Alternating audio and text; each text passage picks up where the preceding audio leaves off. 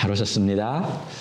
우리 다 함께 일어나서 말씀 볼 텐데요. 마태복음 4장 1절에서 11절까지 오래간만에 교독하겠습니다. 제가 먼저 읽고 여러분이 그 다음 절이 없군요.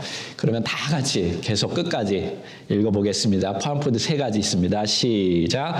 그때에 예수께서 성령에게 이끌려 마귀에게 시험을 받으러 광야로 가사 40일을 밤낮으로 금식한 후에 줄이신지라. 시험하는 자가 예수께 나와 이르시되 내가 만일 하나님이거든 명하여 이 돌들로 떡덩이가 되게 하라. 예수께서 대답하여 이르시되 기록되었으되 사람이 떡으로만 살 것이 아니요 하나님의 입으로부터 나오는 모든 말씀으로 살 것이라 하였느니라 하시니 이에 마귀가 예수를 거룩한 성으로 데려다가 성전 꼭대기에 세우고 이르되 내가 만일 하나님의 아들이거든 뛰어내리라. 기록되었으되 그가 너를 위하여 그의 사자들을 명하시리니 그들이 손으로 너를 받들어 발이 돌에 부딪히지 않게 하리로다 하였느니라. 예수께서 이르시되 또 기록되었으되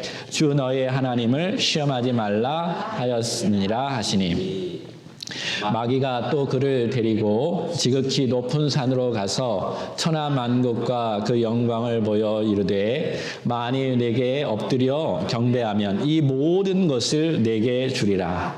이에 예수께서 말씀하시되 사단아 물러가라. 기록되었으되 주 너의 하나님께 경배하고 다만 그를 섬기라 하였느니라. 이에 마귀는 예수를 떠나고 천사들이 나와서 수종드니라.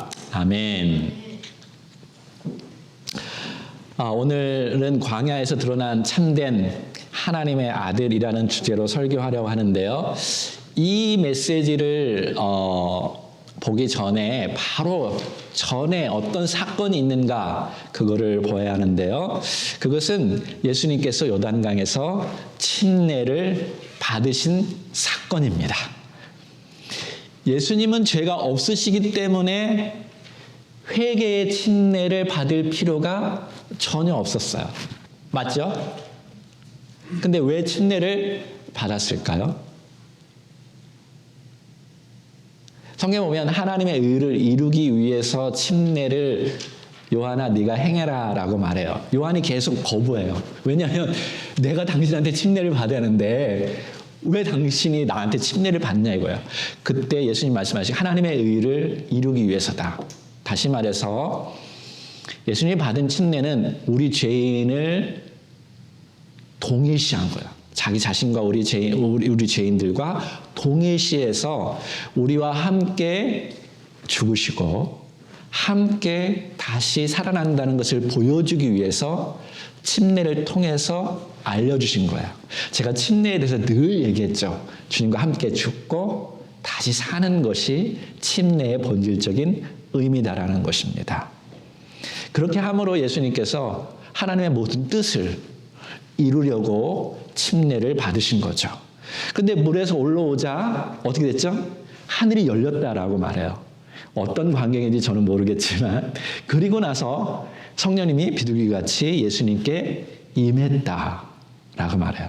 그러니까 하나님의 임재하심이 있는 거예요. 여러분 우리도 예수님 믿으면 성령님이 임재하십니다. 우리 눈에는 안 보이지만 예수님이 이 그림을 통해서 우리가 보여준 거예요. 성경의 이 그림을 통해서 우리도 예수님 믿고 하나님께 믿겠다고 고백하고 하나님의 사랑을 알겠다고 하면 우리 안에서 어떤 일이 일어나냐면 보이진 않지만 성령님이 우리와 함께 하시는 거예요. 이거를 그림으로 이미 예수님을 통해서 보여주셔요.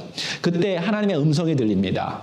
이는 마태복음 3장 17절에 보니까 이는 내 사랑하는 아들이요 내 기뻐하는 자다라고 하나님의 음성이 들려요. 성령님을 통해서 음성이 들리는데 이것도 확실하게 보여주셔요. 그러니까 성령님은 사실 우리 안에 들어오셔서 뭐예요? 우리를 인치시죠. 하나님의 아들이다. 하나님의 자녀가 되었다라고 인치셔요. 이거를 정확하게 그림으로 우리 보여주고 계셔요. 근데 중요한 건 이 사건이 바로 끝난 이후에 곧바로 성령에 이끌려서 광야로 들어가셔. 그러니까 침례를 받은 다음에 광야가 시작돼요. 사랑하는 아들이라 선언을 받은 다음에 뭐예요? 마귀의 시험을 받습니다. 자, 이 사건이 왜 이렇게 곧바로 이어졌느냐면 뭔가 우리가 알려주기 위해서예요. 이스라엘 백성도요, 애굽에서 하나님의 능력에 의해서 구원을 받고 어디를 건너갑니까? 홍해 바다를 건너가죠. 그죠? 물속으로 지나갑니다. 신약에서는 그걸 뭐라고 말해요? 침례라고 말해요. 그들이 물속으로 지나갔어요. 하나님의 능력에 의해서 본어게인 된 거죠. 그죠? 그거를 침례를 통해서 보여주고 나서 어디로 곧바로 들어가요? 광야로 들어가요. 그리고 40년 동안 배고픔과 불신과 우상숭배의 시험을 받고 실패해버립니다. 하나님의 백성으로 부름받았지만 참된 하나님의 백성이 무엇인지 그들은 보여주지 못했어요. 자, 이 그림을 보여주는 거예요. 근데 예수님이 침례를 받은 후에 광야로 들어갔죠. 얼마 동안 금식하셨어요? 40일 동안. 뭔가 비교해주고 있죠. 40년, 40일. 그리고 나서 곧바로 시험 받습니다. 그러니까 마태는 지금 예수님을 이스라엘 백성, 이스라엘 역사와 연결시켜주고 있어요. 그러니까 아담이 실패하고 이스라엘이 실패한 그 자리에서 예수님은 우리를 대표해서 다시 시험을 받습니다. 그래서 참된 하나님의 아들이 과연 시험에서 이길 수 있을까요? 우리를 대표해서 인간이 되신 예수님께서 사단의 유혹으로부터 이길 수 있을까요? 이 그림을 지금 보여주고 있습니다. 물론 사탄과 맞서서 싸우는 이 우주적인 싸움은 예수님과 사탄 단 둘이서 이어졌죠. 근데 예수님은 그거를 제자들에게 알려주십니다. 왜요? 너희들도 똑같은 이러한 시험, 유혹이 올 거다라는 거예요. 그러니까 가르쳐 주셔요. 여러분과 저에게 가르쳐 주셔요. 근데 저는 이걸 잘 몰랐어요. 모른 채로 예수님 믿다가 고백하고 믿다가 엄청난 시험을 겪게 되었어요. 메인 포인트는 정체성에 대한 시험이었어요. 마태복음 4장 1절 11절에서 2절을 보면 예수님이 시험 받았다라고 나오는데요. 그때 예수께서 성령에게 이끌려 마귀에게 시험을 받으러 갔다라고 나왔죠. 그죠? 근데 여기 잘 보면 시험 받다라는 말이 나오는데요. 거기 안에는 시험, 유혹이라는 두 가지의 의미가 동시에 있다라는 것을 이 문장을 통해서 볼 수 있어요. 왜냐하면 성령님에 이끌려서 광야로 들어갔잖아요. 그래서 성령님은 어떻게 하시는 분이에요? 시험하셔요. 아브라함도 시험하시고 우리의 믿음을 하나님은 시험하셔요. 시편에도 계속 하나님 내 마음을 보십시오. 시험해 보십시오. 내가 진짜 하나님을 믿는지. 그러니까 성령님이 주시는 시험, 하나님이 주시는 시험은 우리 안에 있는 믿음이 진짜인지 그리고 예수님의 정체성이 진짜인지 그거를 보기 위해서요. 드러내기 위해서 주는 시험이죠. 근데 마귀가 주는 위협은 뭡니까? 그건 부정적인 거예요. 예수님의 정체성을 흔들어서 하나님의 일을 못하게 하는 거죠. 결국 십자가 위에서 백성을 살리고자 하는 하나님의 뜻을 이루지 못하도록 하기 위해서 마귀는 시험을 주는 거예요.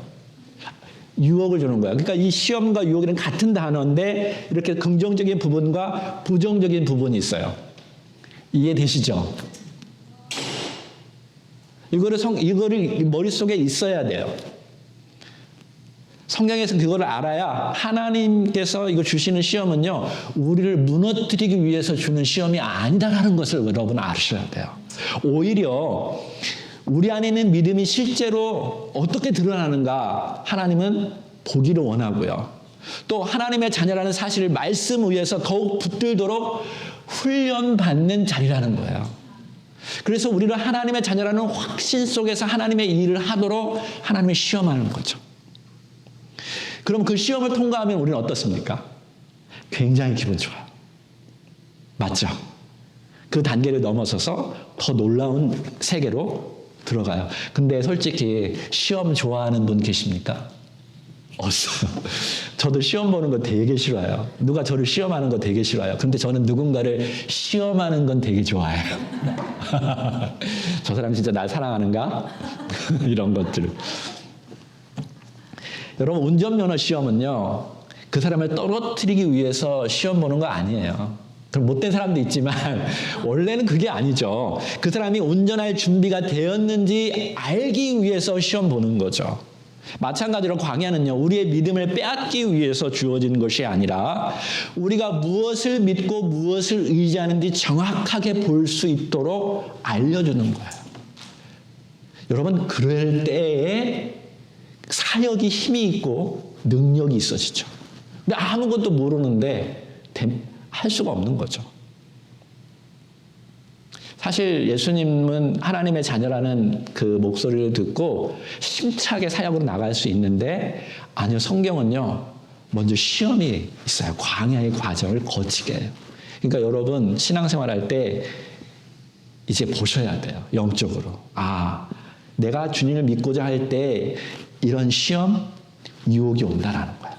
거기는 긍정적인 부분과 부정적인 부분이 있어요.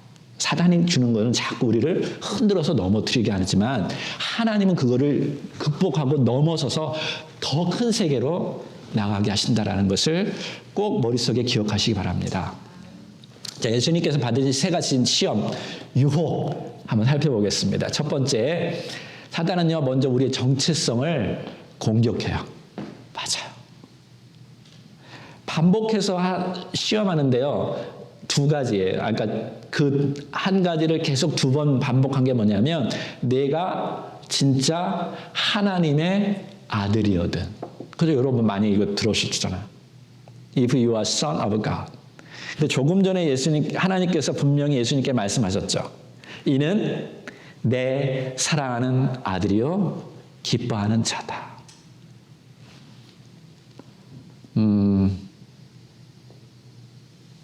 우리가 영적으로 하나님을 믿고자 하는 어떤 헌신의 시기 때에 여러분 잘 들으셔야 돼요. 영적으로 사탄도 알아요.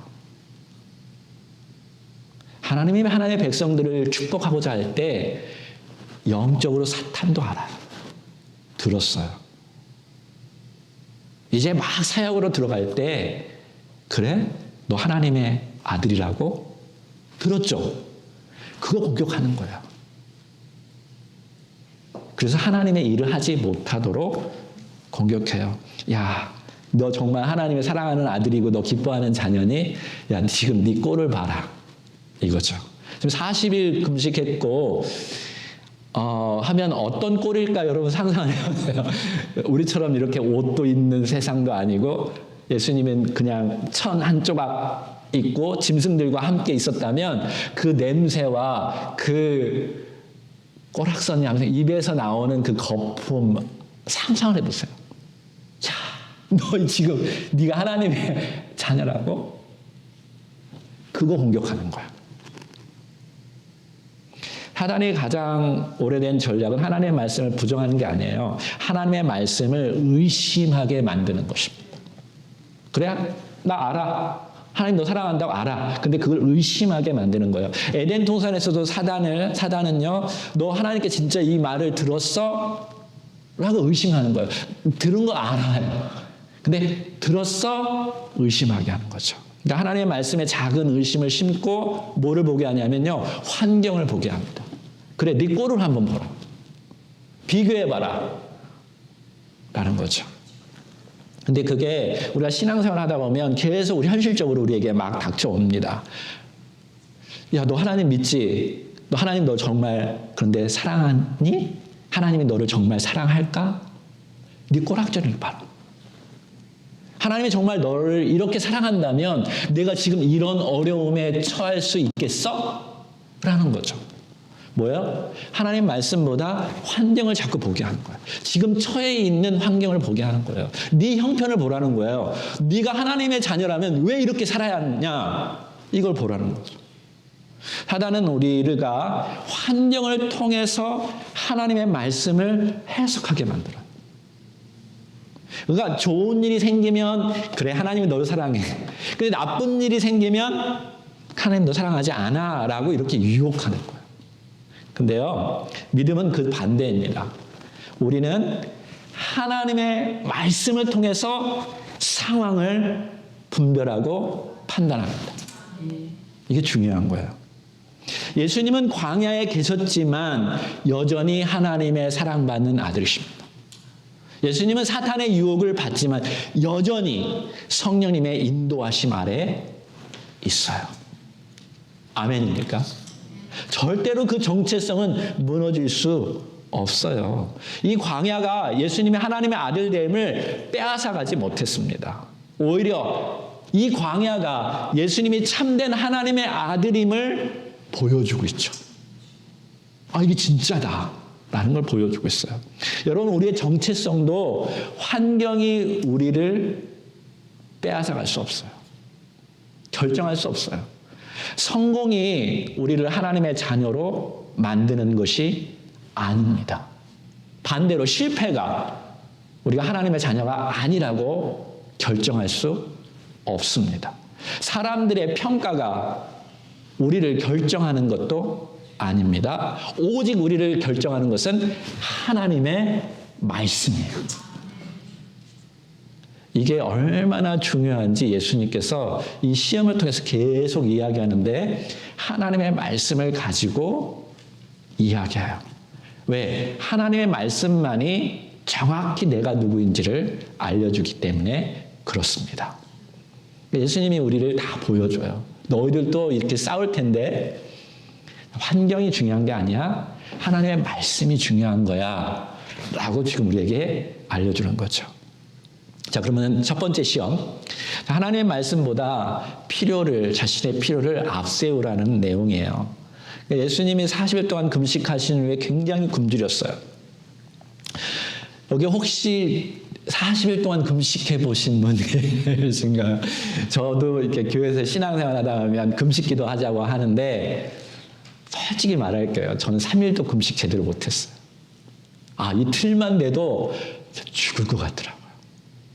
정신이 혼미하고요. 막 죽을 것 같아. 이거 이해되시는 분 계시나요? 사실 하루만 애들 굶기잖아요. 막 애들이 막 화가 납니다. 박자! 막 하면서. 그죠? 저도 그래요. 밥 안 먹으면요. 막 괜히 화딱지 나고 막 엄한 제 아내를 공격하고. 그죠?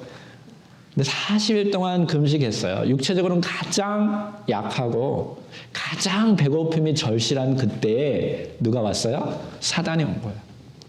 그러자 가장 필요한 것을 가지고 공격해요. 여러분, 사단이 우리 신앙생활 할 때 가장 필요한 것 가지고 공격해요. 가장 절실한 거 가지고 공격해요. 3절에 보니까 네가 만일 하나님의 아들이거든 명하여 뭐라고 했죠? 이 돌들로 떡을 만들어 봐라. 자, 예수님은요 사람이 되셨지만 성령님이 임재하셨어요. 그래서 능력이 계셔요. 사실 할 수 있어요. 네, 돌로 떡을 만들 수 있어요. 예수님이 사역하면서 어떻게 하셨죠? 오병이어로 5,000명도 먹여 살릴 수 있어요. 하나님의 능력이 없었던 게 아니에요. 능력이 있었는데도 불구하고 이게 하나님의 뜻인지 아닌지 분별해서 하나님의 말씀이면 하는 거고 하나님의 말씀이 아니면 안 하는 거예요. 이게 굉장히 중요합니다. 여러분에게도 능력을 하나님이 주시는데요. 분별해야 돼요. 심지어 가장 절실한 필요까지도 안 하겠다라고 결단을 해요. 왜냐하면 여기에 사람들이 많이 흔들리기 때문에 그렇습니다. 그 세상은 계속 우리에게 말하죠. 자, 먼저 살아남고 순종은 다음에 해라. 솔직히 그렇잖아요. 그런 얘기 여러분 많이 하잖아요. 우리도 그냥 입버릇듯이 얘기해요. 먹고 사는 게 더 중요하지 않나요? 목사님, 솔직히 지금 먹고 사는 게 힘든데 어떻게 헌금해요? 어떻게 하나님의 일을 해요? 이거부터 해결하고 해야지 않겠습니까? 사실 이게 굉장히 큰 유혹이고 어려움이에요. 근데 이스라엘 백성들도 계속 보면 여기에서 계속 걸려요. 이거 먼저 해결하면 내가 하나님의 일을 하겠습니다. 근데 하나님의 일은요, 여러분 그냥 먹고 사는 문제가 아니에요. 예수님이 계속 말해요. 무엇을 먹을까, 무엇을 입을까 계속 염려하지 말라. 뭐예요? 너희들의 현재 존재는 그냥 살기 위해서 만들어진 존재가 아니에요. 사실 하나님께서 우리를 그냥 서바이브 하기 위해서 창조한 게 아니에요.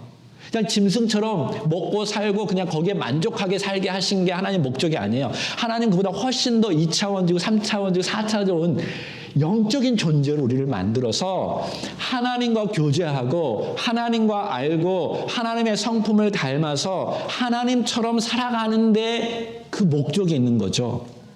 그것을 이루려면 지금 현재의 필요성들을 극복하고 넘어설 수 있는 사람이 되어야 한다는 거예요. 근데 이스라엘 백성들은 계속 거기에 걸려요. 근데 우리는 어떻습니까? 많은 사람들이 신앙생활하면서 거기에서 걸려 넘어갑니다. 그래서 하나님, 나 이거 먼저 해결한 다음에 신학교 갈게요. 나 이거 먼저 해결한 다음에 주의를 할게요. 라고 말합니다.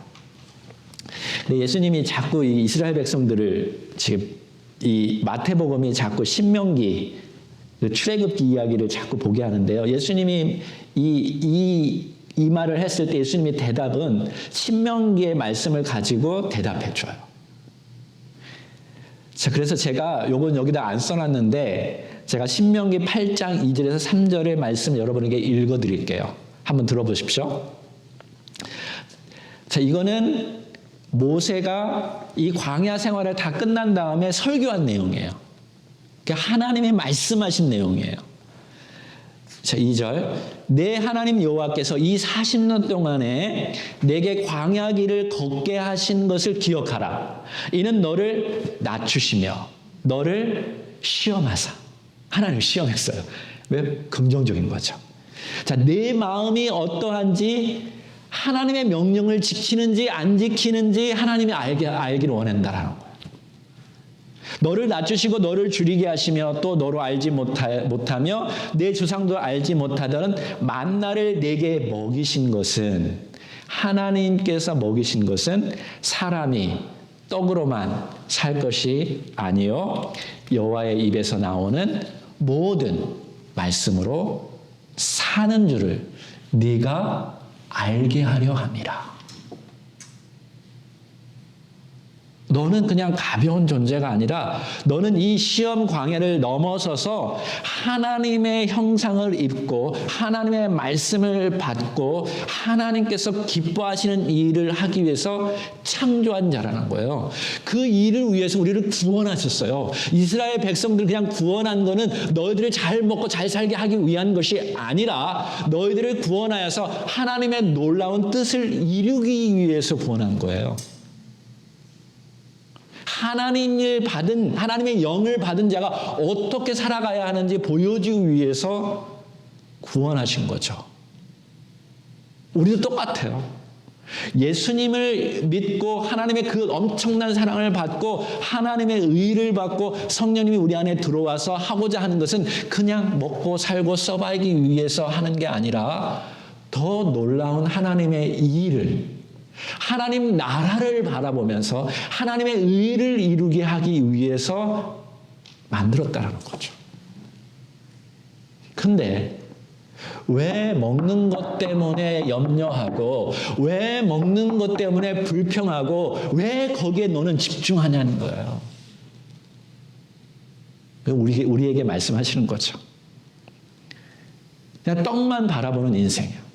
예수님이 오셔서 사역할 때도 사람들이 예수님을 바라보지 않냐고 떡만 바라보, 떡만. 나에게 떡을 주세요. 나 이 문제 해결해요. 그러면 예수님을 왕으로 할게요. 떡만 바라봐. 어떻게 하면 더 잘 살까? 어떻게 하면 내가 평안하게 살까? 어떻게 하면 내가 내 필요를 채워서 내가 행복하게 살까? 여기에만 집중하는 거죠.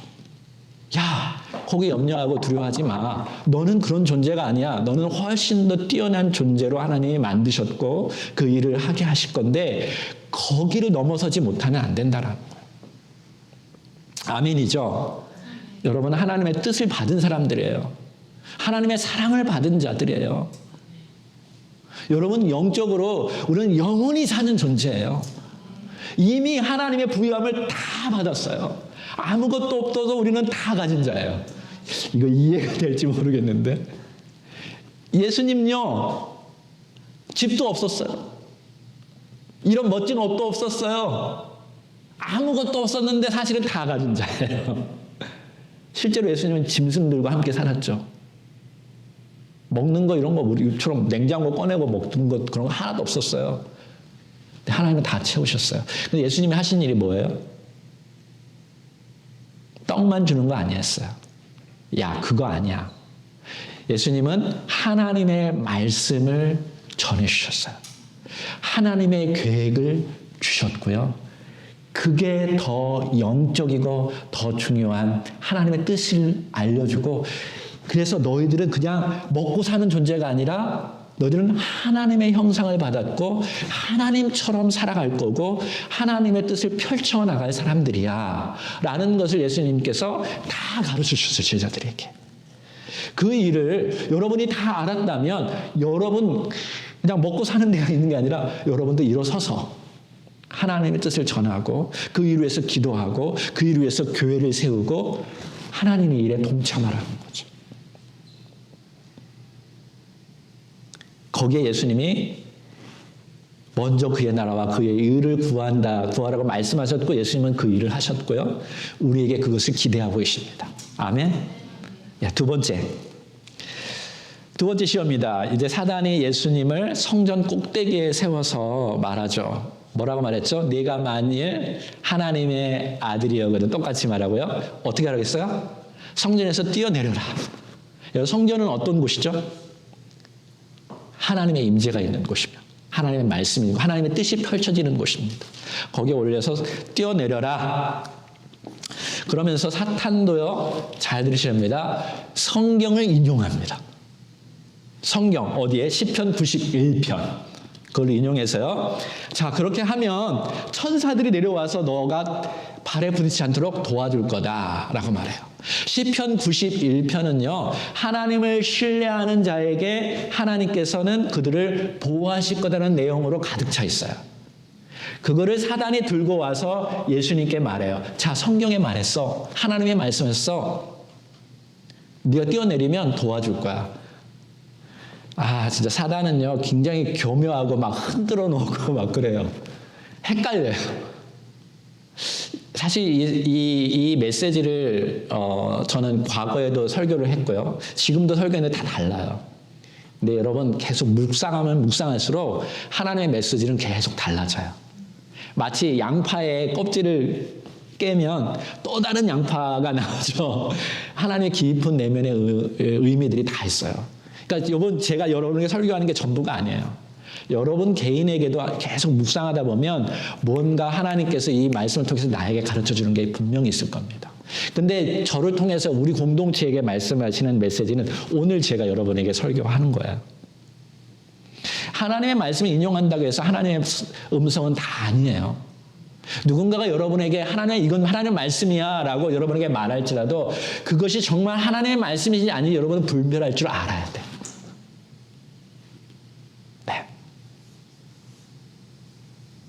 사단은요, 하나님의 뜻에 복종하여서 사용한 게 아니라 사람을 시험에서 넘어뜨리기 위해서 사용한 거예요. 이걸 거꾸로 얘기했어요. 하나님을 신뢰하는 자에게 하나님이 보호한다고 했는데요, 거꾸로예요. 야, 네가 그렇게 하면 하나님이 너를 보호하실지 시험해 보라는 거야. 신뢰하라고 했던 메시지를 바꾸어가지고 그래? 너 하나님 믿지? 신뢰하지? 그러면 하나님 시험해 보라는 거야. 뛰어내려봐. 그러면 천사들이 너 도와줄 거야. 그리고 네가 확신을 가져. 제가 예수님 믿고요. 계속 여기에 걸렸어요. 믿는다고는 하는데 어느 순간순간 하나님 계셔요? 하나님 계시면 왜 이런 일이 일어날까요? 계속 시험했던 거예요. 나도 모르게 사단이 계속 내 안에서 속삭이고 환경 가운데 계속 하나님 시험하겠어. 저 이거 보여주면 하나님 잘 믿겠습니다. 아니 우리 가족의 이 문제를 해결하면 더 잘 믿겠습니다. 자꾸 시험해요. 근데 예수님이 어떻게 했어요? 뭐라고 말했죠? 그 사단의 그 의도를 알고 주 너의 하나님을 실험하지 마. 정확히 말했어요. 여러분, 보여지는 것을 통해서 하나님 믿으려고 하는 게 잘못됐다라는 걸 제가 엄청 설교했어요. 아마 여기 5년 계신 분은 제가 늘 얘기했어요. 기적을 보고 신앙생활하는 사람은요, 금방 넘어져요. 또 기적을 요청해요. 하나님을 정말 신뢰해라. 그러면 하나님이 너를 보호해 주셔. 하나님의 때가 되면 하나님 다 알아서 하셔. 지금 눈에 보이지는 않지만 하나님을 신뢰해. 그럼 하나님이 역사하셔. 근데 그렇게 신뢰를 하지 못하니까 하나님의 일에 더 나아가지 못하는 거야. 그래서 자꾸 믿음이 적은 자요. 예수님이 제자들에게 늘 말하죠. 우리가 그렇지 않나요? 계속 믿지 못해요. 보여달라고 하고 두려워하고 항상 넘어지는데 어찌 그럴 때 하나님의 일을 할 수가 있습니까? 근데 예수님이 이렇게 이거는 그냥 말로만 한 거잖아요. 사단도 말로만 했는데요. 실제로 이 똑같은 음성이 들렸어요. 언제? 예수님이 정말 하나님의 뜻을 이루고자 했을 때 십자가를 지셨어요. 그죠? 그때 못 박혔어요. 그리고 막 엄청난 드레인, 땀도 다 흘렸고 거의 막 죽을 지경이에요. 어쩌면 우리가 당하는 그 어려움의 가장 그 고통의 그 순간에 사람들이 뭐라고 말했죠? 네가 하나님의 아들이거든. 내려와 봐라. 예수님이 능력이 없어서 그거 못했을까요? 아니요. 능력 있으세요. 내려와도 상관은 없어요. 근데 유혹이죠. 예수님은 결단했죠. 하나님의 뜻을 온전히 이루기를 원하셨어요. 왜요? 여러분과 저를 죄에서 사망에서 구원하시기 위해서. 그래서 그 고난, 아픔, 그 시험. 예수님도 성령님이 계셨지만 인간이 똑같이 있기 때문에 시험 당했어요. 그렇지만 예수님은 그 시험을 이기셨어요. 그러면서 우리에게 보여주는 게 뭐예요? 예수님의 삶을 통해서 너희들도 그렇게 될 수 있다라는 거예요. 성령님이 임하고 하나님의 말씀을 듣고 계속 훈련을 받으면 예수님처럼 될 수 있다라는 거예요. 저는 그렇게 될 거라고 믿습니다. 비록 지금은 넘어지고 또 실패할 수 있어요. 그러나 예수님은 거기에서 우리를 멈추지 않아요. 계속 말씀을 통해서 훈련시키시고 더 점점 나은 자가 되어서 죄로부터 벗어나게 하고 하나님의 의를 바라면서 하나님의 일을 마음껏 하는 존재로 만들어가기를 원하십니다. 그래서 예수님은 끝까지 하나님을 시험하지 않고 마지막에 어땠죠? 주님 저들을 용서해 주십시오. 그리고 내 영혼을 주님께 맡긴다라고 말씀하셨어요. 뭐 보여주세요. 알려주세요. 이게 아니라 끝까지 순종하고 하나님께 자기를 맡기셨어요. 우리도 하나님을 끝까지 신뢰해야 할 줄로 믿습니다. 어려운 일이 올 때, 그것이 극에 달할 때 하나님을 시험하는 게 아니라 내 하나님 이 순간에도 제가 하나님 아버지를 신뢰하겠습니다. 절대로 시험하지 않겠습니다. 이스라엘 백성들은 계속 시험했는데 예수님이 시험하지 않았어요. 그러므로 여러분과 예수님 믿는 여러분과 저는 시험하지 맙시다. 자, 세 번째.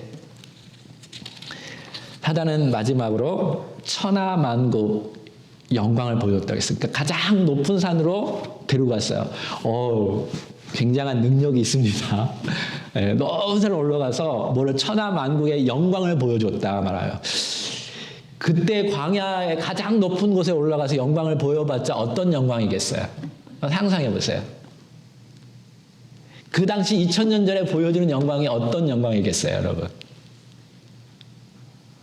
뭐 멋진 막 성이 있고 막 그 쾌락이 있고 뭐 이제 그런 거가 이거 뭐예요? 환상을 보여준 거예요. 비전을 보여준 거예요. 마치 오늘날 시대에 막 컴퓨터에 환상이 쫙 펼쳐지듯이 올라가서 모든 영광을 쫙 보여준 거예요. 저는 어떤 건지 상상이 가진 않지만 분명 여러분과 제가 꿈꾸는 것들일 수도 있어요. 마음껏 게임하는 거. 어쩌면 마음껏 내가 운동하고 막 즐기는 것. 어쩌면 마음껏 내가 쾌락을 누리는 것. 그런 거 있을 수도 있어요. 아니면 내가 파워를 가지고 세상 사람들을 다 주물럭주물럭 하는 거. 이거 나쁜 놈이지 그냥. 내 마음대로 하는 그 모든 영광을 환상을 통해서 예수님이 보여주셔. 자, 나한테 하면 내가 이거 다 너에게 주겠다.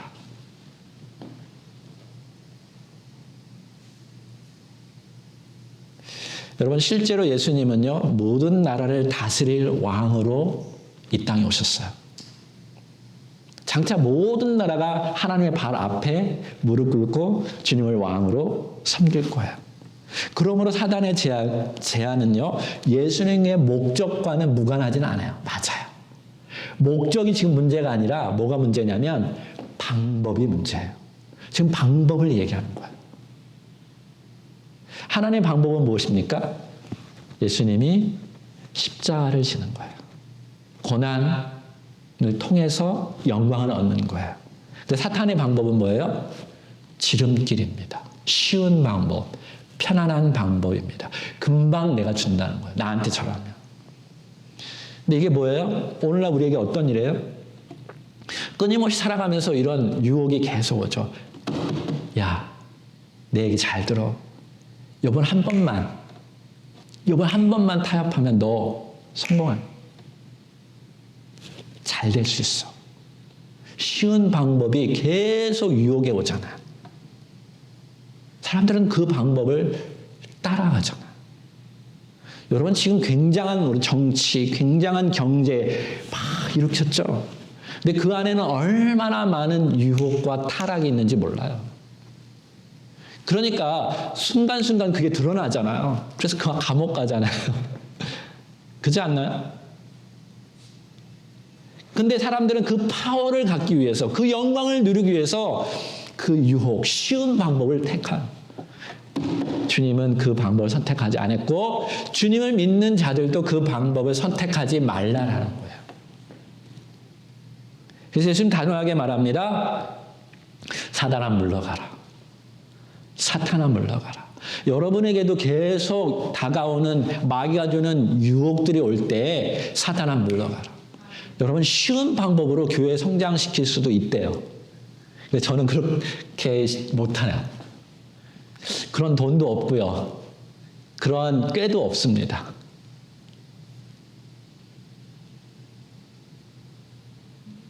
여러분 쉬운 방법으로 성공할 수 있대요. 쉽게 유혹해서 넘어지는 사람도 굉장히 많아요.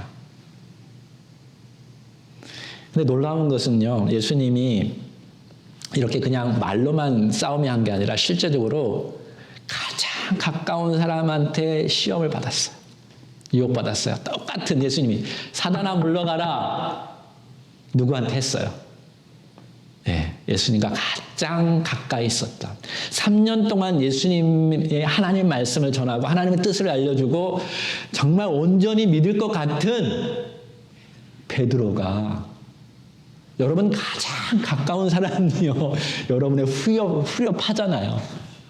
네. 그죠? 이게 실제적으로 일어나잖아요. 예수님, 당신이 죽어서 절대로 안 됩니다. 당신은 그럴 존재가 아닙니다. 당신은 왕이시고 하나님의 위대한 주님이고 놀라운 일인데요.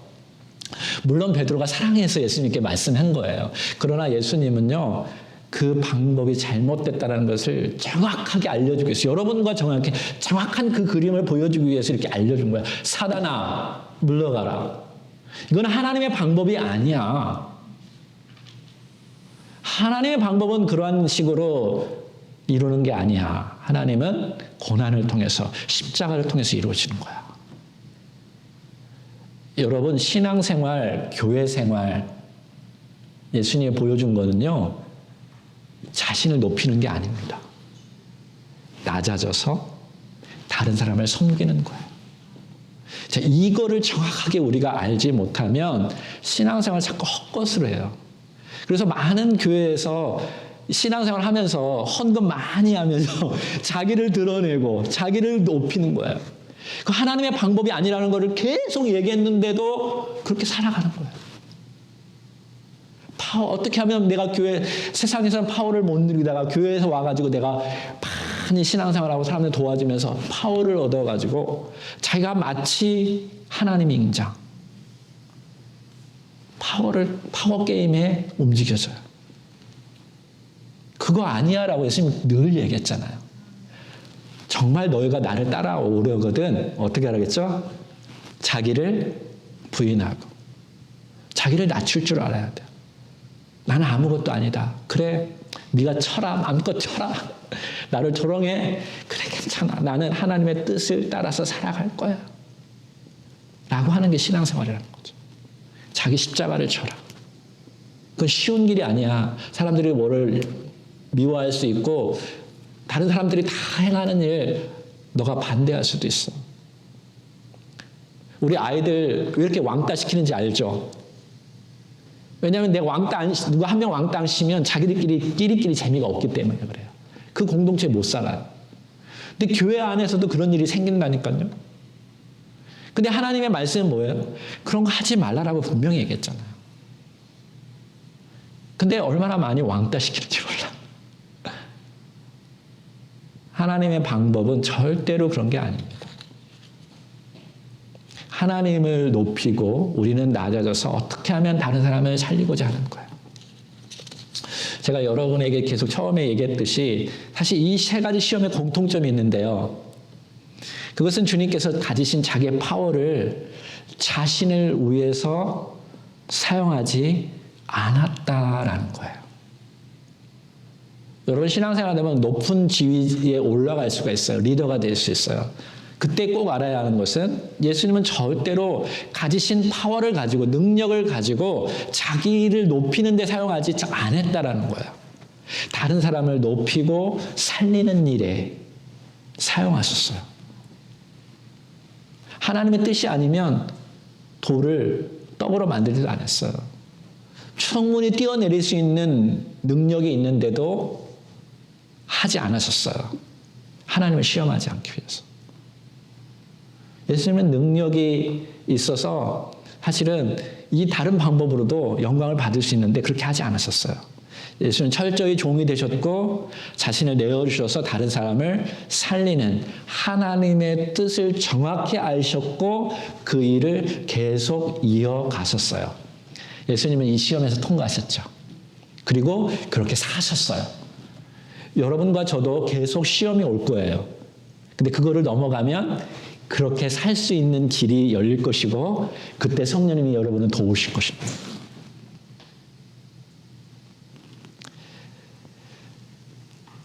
광야의 시험은 결국 누구의 음성을 듣고 어떤 길을 선택할 것인가 라는 것입니다. 오늘도 사단이 말할 수 있어요. 먼저 네가 살아남아. 먹는 게 중요해. 서바이브 해. 말씀은 나중에야. 아니요. 주님께서 우리를 살리시고 구원하시고 그 말씀이 있고 그 능력이 여러분 먼저가 되어야 할 줄로 믿습니다. 야, 하나님이 너를 사랑하는지 증명해봐. 자꾸 하나님 시험해봐.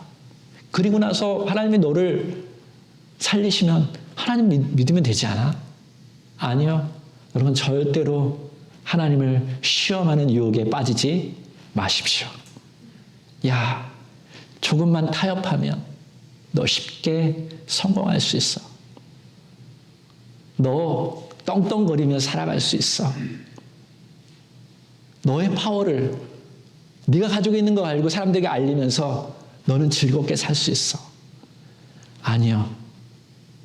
주님은 자신을 위해서 사용하지 아니하고 자기가 가졌던 능력, 모든 돈, 힘, 관계 그 다 다른 사람을 살리기 위해서 사용하셨어요. 하나님의 말씀은 분명합니다. 자, 여러분과 저는 이미 주 안에서 죄와 사망의 법에서 해방되었어요. 아멘입니까? 예수님이 우리를 대신해서 죽으심으로 말미암아 우리는 죄의 문제가 해결됐고요. 죽음의 문제도 해결됐어요. 우리는 영생을 사는 존재고요. 우리는 진짜 프리한 자들이에요. 자유로운 거예요. 죄로부터 자유하고 죽음으로부터 자유하면요. 사실 모든 거로부터 자유할 수 있어요. 그리고 우리에게는요. 파워가 있어요. 성령님이 우리와 함께 하셔요. 우리 기도하면 놀라게 응답하시고요. 도우시고 우리를 더 강하게 만드시는 분이 우리 성령님이죠. 자, 그렇다면 지금의 어떤 여러분의 상황이 여러분의 정체성을 결정하게 마십시오. 눈앞의 필요 때문에 말씀을 버리지 마십시오. 여러분 어려움 때문에 하나님을 시험하지 마십시오. 성공을 위해서, 내가 높아지기 위해서 타협하지 마십시오. 여러분은 그리스도 안에서 하나님의 사랑받는 자녀입니다. 여러분 광야에 있어도 여러분이 하나님은 여전히 여러분을 기뻐하십니다. 아멘. 우리 옆 사람을 한번 바라보면서 못 알아들을 수 있으니까 여러분의 입으로 당신은 하나님의 기뻐하는 자입니다 라고 한번 말해보세요. 앞뒤 사람에게도 말해보세요. 당신은 하나님의 기뻐하는 자입니다. 네. 여전히 고난 중에 있고 광야 중에 있고 힘든 중에 있어도 하나님이 여러분을 사랑하시고요. 도우실 것이고 이끌어 가실 거고 여러분 더 높은 하나님의 일을 감당하게 하실 줄로 믿습니다.